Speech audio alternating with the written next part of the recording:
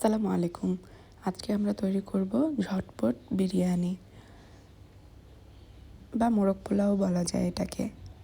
আমি বিরিয়ানি রান্না করার জন্য 2 পিস মাংস নিয়ে নিয়েছি এবং সাথে নিয়েছি আলু। এটাকে ভালোভাবে ধুয়ে পরিষ্কার করে ভেজে নিয়েছি। এ পর্যায়ে আমি ভেজে নেওয়া যে তেল ছিল অবশিষ্ট, সেই তেলের মধ্যে 2টি বড় সাইজের পেঁয়াজ কুচি দিয়ে দিয়েছি। পেঁয়াজটাকে ভালোভাবে ভেজে নেব। ভেজে নেওয়ার মাঝখানে আমি কিছু গোটা গরম মশলা দিয়ে দেব এবং পেঁয়াজটাকে গরম মশলার সাথে খুব ভালোভাবে ভেজে নেব। ভেজে নেওয়া শেষ হলে আমি দিয়ে দিব পরিমাণ মতো লবণ, 1/2 চা চামচ জিরার গুঁড়া, 1/2 চা চামচ ধনিয়ার গুঁড়া, 1/2 চা চামচ মরিচের গুঁড়া, 1 চা চামচ আদা রসুনের পেস্ট আর দিয়ে দিব প্রায় 1 টেবিল চামচের মতো বিরিয়ানি মশলা। আমি পিওরের বিরিয়ানি মশলাটাই ব্যবহার করেছি। আপনারা চাইলে যে কোনো ব্র্যান্ডের বিরিয়ানি মশলা ব্যবহার করতে পারেন।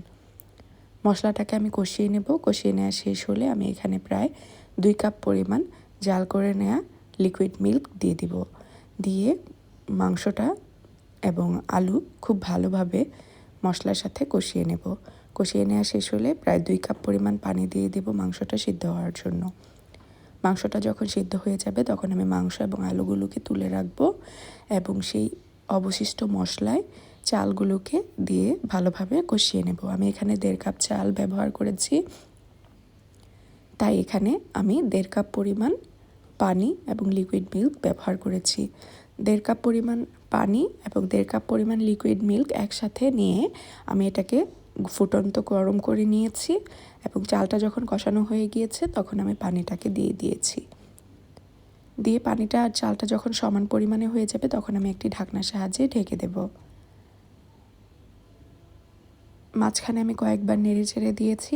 এটাকে 20 মিনিট দমে রাখলেই তৈরি হয়ে যাবে আমাদের মজাদার চিকেন বিরিয়ানি বা মোরগ পোলাও। আমি এটাকে সার্ভ করেছি টমেটোর সালাদ, ডিম সিদ্ধ, শসা, কাঁচামরিচ, টমেটো এবং পেঁয়াজ দিয়ে। ধন্যবাদ। আসসালামু আলাইকুম।